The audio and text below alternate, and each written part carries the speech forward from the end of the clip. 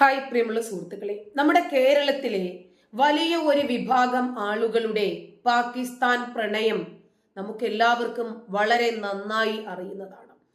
ഈ രാജ്യത്തിന്റെ ഉപ്പും ചോറും തിന്ന് ഈ രാജ്യത്തിന്റെ മതേതരത്വവും ദേശീയതയും ഒക്കെ അനുഭവിച്ചിട്ട് ഈ രാജ്യത്തിന്റെ അടിവേരുമാന്താൻ ശ്രമിക്കുന്നത് ഇവർ ഇന്നും ഇന്നലെയും തുടങ്ങിയതല്ല.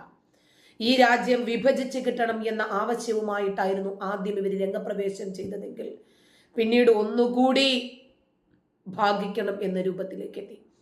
ഞങ്ങൾക്ക് മാത്രമായിട്ടൊരു മലദ്വാർ സംസ്ഥാനം വേണം, ഒരു മലദ്വാർ രാജ്യം വേണമെന്ന് പറഞ്ഞു കൊടുത്തു. ഇപ്പോൾ മലദ്വാർ സംസ്ഥാനം വേണം. അങ്ങനെ ഭാഗിച്ച് ഈ രാജ്യത്തെ തന്നെ ഒരു മതരാജ്യമാക്കി മാറ്റുന്നതിന് വേണ്ടി നാളുകളായി ഇവർ പരിശ്രമിക്കാൻ തുടങ്ങിയിട്ട്, പക്ഷേ ഇന്ന് ഈ രാജ്യം ആരുടെ കരങ്ങളിലാണ് സുരക്ഷിതമെന്ന് ജനങ്ങൾ തിരിച്ചറിഞ്ഞിരിക്കുന്നു. അതുകൊണ്ട് നിങ്ങൾ വിചാരിക്കുന്നത്ര വേഗത്തിൽ ഈ രാജ്യത്തെ അങ്ങ് മതകൊടി ഉയർത്തി ഒരു ഹിന്ദുസ്ഥാനാക്കി മാറ്റാൻ സാധിക്കുമെന്ന് നിങ്ങൾ പ്രതീക്ഷിക്കുകയേ വേണ്ട. ഇതിനെക്കുറിച്ച് ആരെങ്കിലും സംസാരിച്ചാൽ ഉടനെ അവരെ വർഗീയവാദിയാക്കാനും വർഗീയത പ്രചരിപ്പിക്കുന്ന അന്യമത വിരുദ്ധയാക്കാനും ഒക്കെയുള്ള ശ്രമങ്ങൾ ഇന്നും ഇന്നലെയും ഒന്നും തുടങ്ങിയതല്ല. നിങ്ങൾക്ക് ഇനിയും അതിനുവേണ്ടി കലവും വെള്ളവും അടുപ്പിൽ വെച്ചിട്ടുണ്ടെങ്കിൽ അങ്ങ് വാങ്ങി വെച്ചേക്ക്. കാരണം ഇനി ഇത് നടക്കില്ല. ജനങ്ങൾ തിരിച്ചറിഞ്ഞിരിക്കുന്നു. ദേശീയതയോടൊപ്പം ആരാണ് നിൽക്കുന്നത്? ഈ രാജ്യത്തിന്റെ താല്പര്യത്തെ കാത്തു സൂക്ഷിക്കുന്നത് ആരാണ്? ആര് ഈ രാജ്യം ഭരിച്ചാലാണ് ഈ രാജ്യത്ത് മതേതരത്വം വിളയുന്നത്? എല്ലാവർക്കും മനസ്സിലായിട്ടുണ്ട്. ഓരോരുത്തരുടെയും ലക്ഷ്യങ്ങൾ ആളുകൾക്ക് ബോധ്യപ്പെട്ടിട്ടുണ്ട്. ഗാന്ധിജിയെ വാനോളം പൊക്കുമ്പോഴും ഗാന്ധിജി ശരിക്കു പറഞ്ഞാൽ ഒരു മുസ്ലിം ആയിരുന്നെന്നും ആ മുസ്ലിം പ്രീണനവും ആ മുസ്ലിങ്ങളോടുള്ള അമിതമായിട്ടുള്ള സ്നേഹവും പ്രണയവും ഇസ്ലാമിക രാജ്യത്തിലേക്ക് ഗാന്ധിജിയെ കൊണ്ടുവന്നെത്തിച്ചു. എന്നിട്ടും തീർന്നിട്ടില്ല. ഇപ്പോഴും പാകിസ്ഥാനു വേണ്ടി ജയ് വിളിച്ചാൽ ഇവിടെ എന്താ പാകിസ്ഥാന് ജയ് വിളിച്ചാൽ എന്ന് ചോദിച്ച് ഒരു അധ്യാപിക മുന്നോട്ട് വന്നിരുന്നു. ആ അധ്യാപികയ്ക്ക് ഇന്ന് ജോലിയും നഷ്ടപ്പെട്ടു, വീടും നഷ്ടപ്പെട്ടു, ഇപ്പോൾ പൗരത്വം പോലും നഷ്ടപ്പെടുന്ന രീതിയിലാണ് നിൽക്കുന്നത്. അങ്ങനെ ഈ രാജ്യത്തിന്റെ താല്പര്യത്തിനെതിരായി പ്രവർത്തിച്ചാൽ തീർച്ചയായിട്ടും പിടിവീഴും, ഇന്നല്ലെങ്കിൽ പിന്നീട്. പി സി ജോർജ് ഏത് സാഹചര്യത്തിലും ഈ രാജ്യത്തിന്റെ താല്പര്യത്തോടൊപ്പം നിന്ന് പ്രവർത്തിക്കുന്ന വ്യക്തിയാണ്. പല സന്ദർഭങ്ങളിലും അദ്ദേഹം മുസ്ലിങ്ങളുടെ വോട്ട് പോലും തനിക്ക് വേണ്ട, അങ്ങനെ പോപ്പുലർ ഫ്രണ്ടിനെയും SDPI ഒക്കെ വളർത്തിക്കൊണ്ടുവന്നിട്ട് എന്റെ രാജ്യത്തെ തകർക്കാൻ ഞാൻ തയ്യാറല്ല എന്ന് കൂടി വിളിച്ചു പറഞ്ഞിരുന്ന ഒരു വ്യക്തി കൂടിയാണ്. പക്ഷേ എല്ലാവരും പറയുന്നത് ലീഗ് മതേതര പാർട്ടിയാണ്, വർഗീയ പാർട്ടിയല്ല. അതിൽ തന്നെ എടുത്തക്കേടില്ലേ? ഞാൻ ഒരു കാര്യം പറയാം. രണ്ട് മാന്യന്മാരുടെ പ്രസ്താവന നമ്മൾ കേട്ടല്ലോ. രണ്ടും പുച്ഛത്തോടു കൂടിയാണ്. ഞാൻ എളിമയോട് ഒരു പടക്കം വേണ്ട, പുച്ഛത്തോടു കൂടി ഞാൻ കാണുന്നത്. ചുമ്മാ ഇന്ന് വിവരക്കേടും കള്ളത്തരം പറയുന്നത്. മുസ്ലിം ലീഗ് ഒരു വർഗീയ പാർട്ടി തന്നെയാണ്, യാതൊരു സംശയം വേണ്ട. അവർ പാകിസ്ഥാൻ ഉണ്ടാകാൻ ആഗ്രഹിച്ചവരാണ്. അവരുടെ പ്രസ്താവന വന്നിട്ടുണ്ടല്ലോ. ഞാനൊരു ഉദാഹരണം പറയാം, അപ്പൊ നിങ്ങൾക്ക് മനസ്സിലാവും. പാലക്കാട് ഇത്തവണ അസംബ്ലി ശരിക്കു പറഞ്ഞാൽ ഈ രാജ്യത്തിന്റെ മതേതരത്വം കാത്തു സൂക്ഷിക്കുന്ന, ജനാധിപത്യത്തിൽ വിശ്വസിക്കുന്ന ഓരോ ഇന്ത്യൻ പൗരനും പറയാൻ ആഗ്രഹിക്കുന്നതും കേൾക്കാൻ ആഗ്രഹിക്കുന്നതുമാണ് PC മുസ്ലിം വർഗീയവാദിയായ ലീഗ് നേതാവിന്റെ മുഖത്ത് നോക്കി ചാനലിൽ വന്നിരുന്ന് പറയുന്നത്.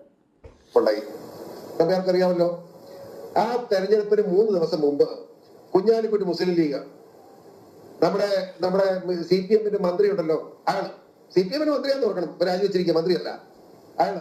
KPI, SDPI, Jamaat-e Islami, PDP, അന്ന് ഇതാ മുസ്ലിം വിഭാഗത്തിൽപ്പെട്ട മുഴുവൻ തീവ്രവാദ സംഘടന ഒരുമിച്ച് കൂടി. എന്തിന്? അവിടെ BJP സ്ഥാനാർത്ഥി തോപ്പിക്കാൻ, കോൺഗ്രസ് വോട്ട് ചെയ്യാൻ. ഇതിന്റെ മര്യാദ എന്താ? 44,000 വോട്ടാണ് ഒരുമിച്ച് ചെയ്ത്, അറിയാമോ? നിങ്ങൾ രണ്ട് മാന്യന്മാരും ഇപ്പൊ സംസാരിച്ചോണ്ടാ പറയുന്നത്. ഈ ഓണത്തിനൊന്നും ഞാനിരിക്കുന്നവർക്ക് പറയുന്നത്, എനിക്ക് തർക്കമുണ്ട്, അതുകൊണ്ടാണ് പറയുന്നത്. അവർ വോട്ട് ചെയ്തു, എന്നിട്ട് BJP സ്ഥാനാർത്ഥി തോപ്പിച്ചു, വലിയ മഹത്വമായി പോയല്ലോ. ഞാൻ ചോദിക്കട്ടെ, പൂജാരി നിയോജകമണ്ഡലത്തിലുണ്ടായി എന്റെ അനുഭവം. ഞാനൊരു മുസ്ലിം മനുഷ്യനല്ലോ, ഈ രാജ്യമായിട്ട് കൂടി ജീവൻ കളഞ്ഞ് പ്രവർത്തിച്ചുകൊണ്ടിരിക്കുന്നതല്ലേ. അവിടെ മുസ്ലിം വർഗീയത ഉണ്ടാക്കി. എന്നിട്ട് 27,000 വോട്ട് എനിക്കെതിരായിട്ട് ഒരുമിച്ച് ചെയ്തു, എന്നെ തോപ്പിച്ചു. എന്നിട്ട് SDP നേതാവ് എന്നെ വിളിച്ച് പറഞ്ഞു, ഞങ്ങളൊരു ടെസ്റ്റ് കേസ് എടുത്താണ്, സാർ തെറ്റിദ്ധരിക്കരുത്, സാർ നോക്കേണ്ടി ഞങ്ങൾക്ക് ദുഃഖമുണ്ട്, പക്ഷെ ഞങ്ങൾ തൊടുപെടുക്കൾ നടപ്പാക്കാൻ പോകുമെന്ന് പറഞ്ഞു. മനസ്സിലായോ? ഈ കേരളത്തിലെ അല്ലെങ്കിൽ ഇന്ത്യയിലെ മുസ്ലിം ആണോ അവൻ വർഗീയവാദിയാണ്. വർഗീയവാദി അല്ലാത്ത ഒരു മുസ്ലിമിൻ ലോകത്ത് ഇന്ത്യ മഹാരാജ്യം ജീവിച്ചിരിപ്പില്ല. ഇതാ ഞാൻ ഒരു പുസ്തകം കാണിക്കാം. നമ്മുടെ മുഹമ്മദ് ഗസ്നിയുടെ ഇന്ത്യൻ ആക്രമണമായത് ഈ പുസ്തകം. മനസ്സിലായോ? ഇതൊരു വായന നമ്പിയാരെ രക്തം തിളയ്ക്കും, അറിയാമോ? എത്ര ലക്ഷക്കണക്കിന് മുസ്ലിങ്ങളെ ഹിന്ദുക്കളെ കൊന്നൊടുക്കിയ അല്ല ക്രിസ്ത്യാനികളെ ഹിന്ദുക്കളെ കൊന്നൊടുക്കിയത് ഉമ്മാര് മുസ്ലിം രാഷ്ട്രം ഉണ്ടാക്കാൻ വേണ്ടി കുടുംബത്തെ വെക്കുക ഉടനെ വിട്ടുക. മനസ്സിലായില്ലേ? ഇത്ര വൃത്തികെട്ടവന്മാര്, രാജ്യത്തെ കൊള്ളയടിക്കുന്നവന്മാർ എന്ന് പറയുക, വലിയ വിപ്ലവം പ്രസംഗിക്കുക. എനിക്കൊന്ന് പ്രസംഗിച്ച ആ സഹോദരനോട് ഞാൻ വിനയത്തോട് പറയുക, നിങ്ങളൊരു മഠയനാകരുത്. മറ്റേ ലീഗിന്റെ ആളങ്ങനെ പറഞ്ഞോട്ടെ, ലീഗിന്റെ ആളങ്ങനെ ഗുണത്തരം പറഞ്ഞു നോക്കുകയല്ലോ. മുസ്ലിം ലീഗ് ഇവിടുത്തെ ഏറ്റവും വലിയ വർഗീയവാദിയാണെന്ന് എന്റെ അഭിപ്രായം. മലപ്പുറം ജില്ലയ്ക്ക് വേണ്ടി എന്തിനാണ് അവർ വാദിച്ചത്? ഞാനൊരു സത്യം പറയാം. പാലന മുഹമ്മൂട്ടി എന്ന് പറയുന്ന വ്യക്തി വളരെ മാന്യനായ ഒരു കമ്മ്യൂണിസ്റ്റുകാരൻ, വളരെ മാന്യനാണ്. പക്ഷേ അങ്ങനെ പറഞ്ഞ കാര്യം അങ്ങനെ നിഷേധിക്കും.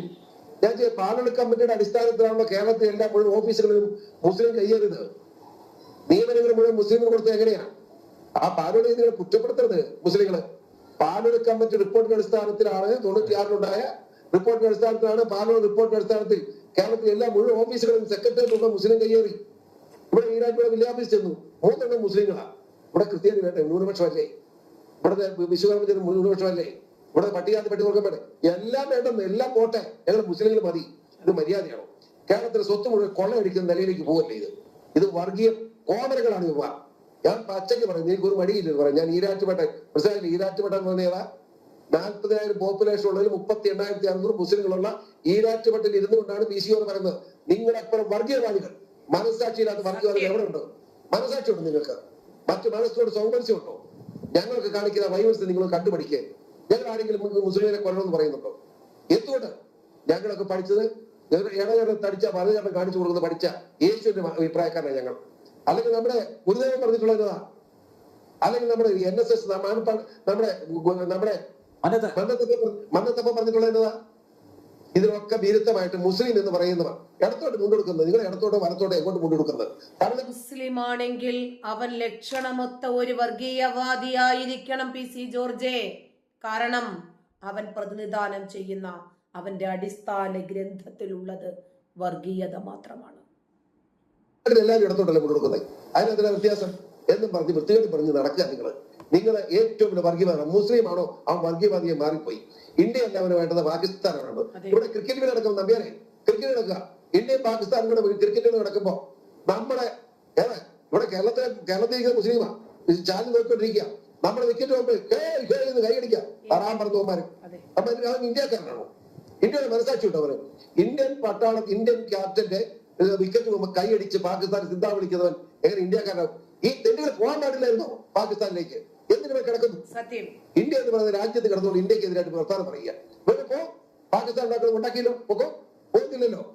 പിന്നെ വർത്താനം പറയുന്നത് ഞാൻ ഇങ്ങനെ പച്ചയ്ക്ക് വർത്താനം പറയുന്നത് കുളിച്ചു കച്ചവടമൊന്നും എനിക്കില്ല. ഞാൻ ശരിയായിട്ട് ജീവിക്കുന്നുണ്ട്. സത്യം പറയും. എന്നെ ആരും തിന്നാനെന്ന് പറയും. ഞാൻ തിന്ന പേടിപ്പിക്കാൻ പേരെ പറയണ്ട. ഞാൻ പച്ചയ്ക്ക് കാര്യം പറയുന്നുണ്ട്. അതുകൊണ്ട് പറയുക, നീ പോണേ, എന്നെ പോണേ, പാകിസ്ഥാനിലേക്ക് പോണേ, എളുപ്പമുണ്ടല്ലോ. അതാണല്ലോ പറയുന്നത്. ഇനി ഈ രാജ്യത്തെ ഒരു പാകിസ്ഥാനാക്കി മാറ്റുന്നതിനേക്കാൾ എത്രയോ എളുപ്പമാണ് നിങ്ങൾ ആദ്യം ഉണ്ടാക്കിയ പാകിസ്ഥാനിലേക്ക് പോകുന്നത്. ഇന്ത്യയുടെ ഒരു വിക്കറ്റ് വീഴുമ്പോൾ, ഇന്ത്യ തോൽക്കുമ്പോൾ പാകിസ്ഥാന് ജയ് വിളിക്കുകയും ഇന്ത്യയെ നോക്കി പല്ലളിക്കുകയും ചെയ്യുന്ന ഈ വിഭാഗം എന്തിനാണ് ഇന്ത്യയിൽ നിൽക്കുന്നത് എന്ന ചോദ്യം പ്രസക്തമാണ്.